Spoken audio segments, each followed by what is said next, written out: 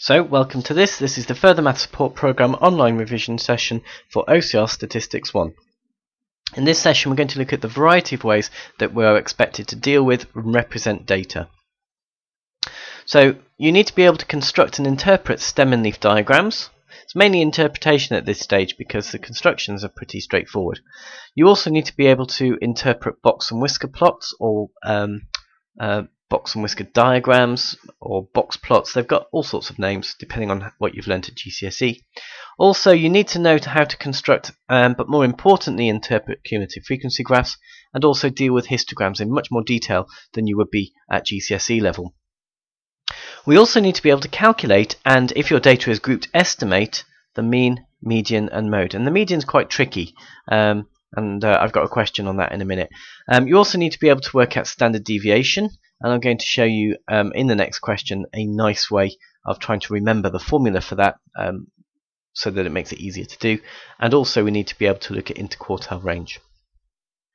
So, June 2011 question 4, we've got a table of data here, and the information is about the times correct to the nearest minute taken by 50 people to complete a race. And the first observation before I do anything with this really is to notice that my data is grouped, but more importantly there are gaps in my group data.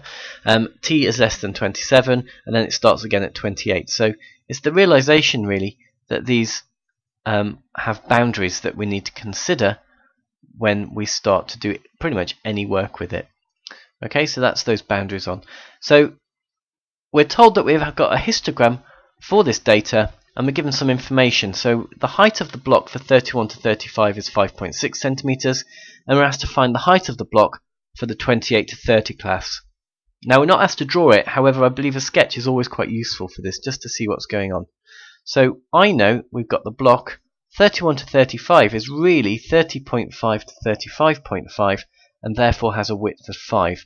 It has an area of 28, so I can work out the frequency density because frequency density is just 28 divided by 5, which gives me 5.6.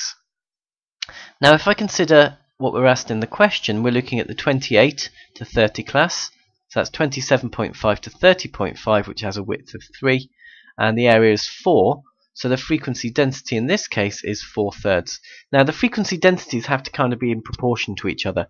So we can start looking at the relationship between the frequency density and the physical dimensions that we've got. So we're told in the question that the first one has a height of 5.6 centimeters, which conveniently happens to be the same as the frequency density. So that must be true here as well. So this height must be 1.33 centimeters. Now don't forget, with histograms area only represents frequency, it doesn't equal frequency. So you are looking at the relationship between frequency density and physical height to be able to do these questions. So it's worth 3 marks. So you basically get 2 method marks, one for working out the frequency density here and one for working out the frequency density here. You then get an accuracy mark for realizing the relationship that this frequency density has to be a centimeter. Again, if you just write 1.33, you're going to pick up all 3 marks there anyway. So the question continues. The data in the table are used to estimate the median. Okay, so estimate the median time. State with a reason whether you think the estimated median is more than 33, less than 33, or equal to 33. So the first observation we need to make is first of all, we've got 50 pieces of data, and the median value is equal to the n plus 1 over 2. Now, you could use n over 2. That would be acceptable, but I prefer to do it correctly. So we've got 25.5th value. Now, dealing with cumulative frequencies, I can see that that must live, therefore, in this group here. So the group goes from 30.5 to 35.5, and based on the cumulative frequencies I know that 30.5 can be assumed to be the 4th value, 35.5 can be assumed to be the 32nd value. Now we employ a sort of linear interpolation process here, so we can estimate roughly where the middle is likely to be. So if we look at this, 32 minus 4 is equal to 28, divided by 2 is 14. So if I add 14, I can sort of see that the 18th value is likely to be 33. Now I'm trying to find the 25.5th value, which therefore is probably going to be between the 18th and the 32nd value. So we can see that the median is likely to be, okay, because that's all we can say really, but it's likely to be greater than 33. So you're picking up 3 marks here. You're going to get 1 mark for finding the median. You're going to get 1 mark for some idea that you're finding the 18th value is around about 33, and then you get your final mark for making some sort of comment about how that's going to be the case. Now we're asked to calculate estimates of the mean and standard deviation of the data. So again, we need to realise that we have group data, and wherever we're finding means and standard deviations, we are suddenly starting to deal with midpoints. So the midpoints here are going to be 29, 33, 40.5 and 53. Okay, just to show you, if you can't remember how to find them, you take the boundaries, so 45.5 plus 60.5, and you average them, and that will find you a midpoint. Now I'm going to show you a nice way of doing standard deviation in a minute, but the mean, first of all, there are 3 values that we need. We need to know what n is, which is 50. You need to know what the sum of all of your data added up is. So that's going to be 29 times 4, 33 times 28, and so on. And we're going to add them all together. Now you can do this on a calculator if you wish. It's not a problem. What I am interested in are these summatives. So to calculate the mean is going to be the sum of fx divided by n. So it's going to be 1819 over 50, which is going to give me a value of 36.4, if I write that to 3 significant figures. Now, standard deviation. So to work this out, there's a nice little formula, but you have to remember it. I much prefer to see this. So sigma squared, or s squared, is equal to sxx, which you see from correlation, divided by n. And the reason this is nicer is you're actually given sxx in the formula sheet. So sxx is equal to the sum of fx squared minus the sum of fx all squared over n. So it means you can calculate this without having to commit a formula to memory. So for this, we're going to need what the sum of fx squared is. So to remind you, you take the x value, which is time in this case, square it, and then multiply by its frequency, and then you add all of these together. And again, you can do these on the calculator. If you know how to input data, you can do that straight away. So the sum of fx squared in this particular case is equal to 1361.11. So now it's just an application of using this formula. So to work out sigma squared first, that's going to give me 1361.11 minus the sum of fx squared divided by 50. Okay, and then what you do is we're going to divide that by the value of n, which is again 50, and then we can square root that to get the answer. So that's going to be the square root. If you calculate this thing, it's going to be the square root of 37.6056, which gives you a standard deviation of 6.13, again to 3 significant figures. That's the standard sort of rubric. So this is quite a nice way of working out standard deviation without requiring you to learn the formulae. So where do you get your marks in this question? It's worth 6 marks. Well, you get a mark for getting your midpoints correct. You then get a mark for applying the formula for the mean, and then you get an accuracy mark for getting the correct answer. And then you're going to get, for the second part, you're going to get a mark for working out the sum of fx squared correctly. You're going to get a mark for attempting to work out the standard deviation, and the square root is absolutely critical. Okay, if we don't see the square root, you generally don't get the marks in this particular case. Okay, and then of course you're going to get your final accuracy mark for getting the correct answer at the end.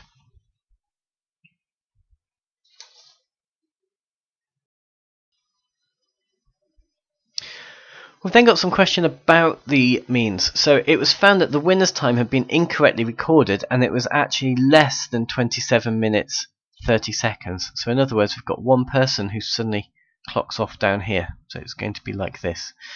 State whether each of the following will increase, decrease, or stay the same. It's not asking for reasons, but we'll just talk about the reasons in the first place.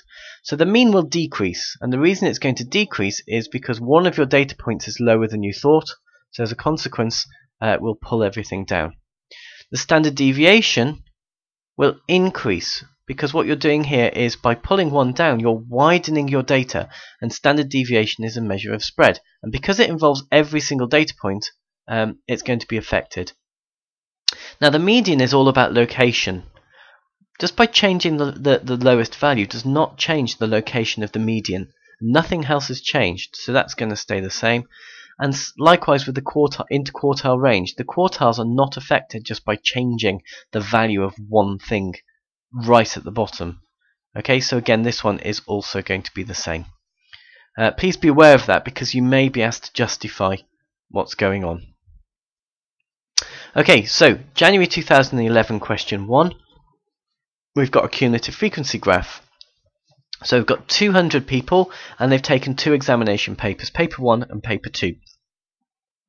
And what we've got to do is we've got to estimate the median mark for each of the papers. Now this is where using n over 2 for your median is quite convenient, because it just splits up nicely. So our median will be at 100. And again, you've got to make sure that this is as accurate as possible. So we do expect to see, we do this one in a different colour, we do expect to see lines going across so we can see what's going on. Let's do this one in red. Okay, and again there will be some form of tolerance on these. So this value here is 38. And this value here is about 61. It's halfway between the two values. And again, you do get a little bit of tolerance on this if the scale is difficult to read. But make sure you are aware of how your scale is working. So you get 1 mark for each. It then says state with a reason which of the 2 papers was the easier. Okay, so you're going to get 1 mark for stating which one was easier, and you're going to get 1 mark for justifying why. So I think paper 2 was easier, and the reason I think paper 2 was easier is because it had a higher median. And that's really all you need to worry about. Or the curve is completely to the right of the other curve, so it's always easier. So for every single person they're achieving better marks in paper 2 than they are in paper 1. But generally speaking, it's the median I'm looking for here. So the median is higher. So that's what we mean about interpreting cumulative frequency. So it was suggested that the marks on paper 2 were less varied than those on paper 1. Use the interquartile ranges to comment on this suggestion. So to do this, we could do with working out the interquartile ranges. So let's look at paper 1 first of all. So if 100 is the median, 50 and 150 will be your quartiles. Okay, so that's going to give me a lower quartile of 25, and it's going to give me an upper quartile of, if I go down, 55. So the interquartile range here is equal to 30. If I then look at paper 2, again change back my colour. So if I look at paper 2, that's going to give me 46, there or thereabouts, and then at the top end it's going to give me 73. It comes down to about here. So again, the interquartile range here is going to be 27. So we can see that paper 2 has less varied marks. Okay, so paper 2 has smaller IQR, so therefore is less varied in marks. So yes, that would be true. So you get 4 marks here. You get 1 mark for working out a pair of quartiles. You then get an accuracy mark for each of these, and then you get an independent mark for that. And again, we should really contextualize and make sure we're talking about marks rather than just leaving them alone. Okay. It then says the minimum mark for grade A, the top grade on paper 1, was 10 marks lower than the minimum mark for grade A on paper 2. And we're told that 25 candidates gaining an A in paper 1. Okay, so find the number of candidates who gained grade A in paper 2. So 25 candidates gained grade A in paper 1. So 25 people means that 175 people, person and above, in paper 1 got an A. Okay, and we're told that this mark is 10 marks lower than the minimum from paper 2. So if we read this off, we can see that's going to give me a mark, of about 69. So 69 to gain A in paper 1. And again, just to remind you, that's because I'm told that 25 candidates, that's these number here, are getting an A grade. So therefore, A on paper 2 will be 79. Okay, so you get 1 mark for calculating or finding the value required to get a grade A, and you get 1 mark for adding 10 to it. So it continues. We're told that the mean and standard deviations were 36.5 and 28.2 respectively. So paper 1, we've got 36.5 for the mean, and for the standard deviation we've got 28.2. Don't forget we had a median for this as well, and we had an IQR for this as well. So for paper 1, just to remind you, the median was 38 and the IQR was 30. And then for paper 2, we need to start thinking about this potentially. So later, a marking error was discovered, and it was decided to add 1 mark to each of the 200 marks on paper 1. State the mean and standard deviation of the new marks. Okay, so we don't need to worry about paper 2. So state the mean. Now, the mean involves every single data point. So if you increase everything by 1, it's going to change the new mean to 37.5. Okay. The standard deviation, however, is a measure of spread, and if you're just adding 1 to each mark, the actual spread never changes. So your standard deviation is going to stay as 28.2. So again, you're going to get 1 mark for increasing this by 1, and you're going to get 1 mark by not doing anything to this. If you do anything to it, then you're going to start to lose marks. So that covers a lot of the things that you may be asked to do.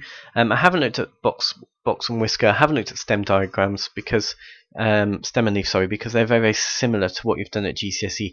And really, you need to make sure that you can extract information in the same way as I've done from a cumulative frequency graph.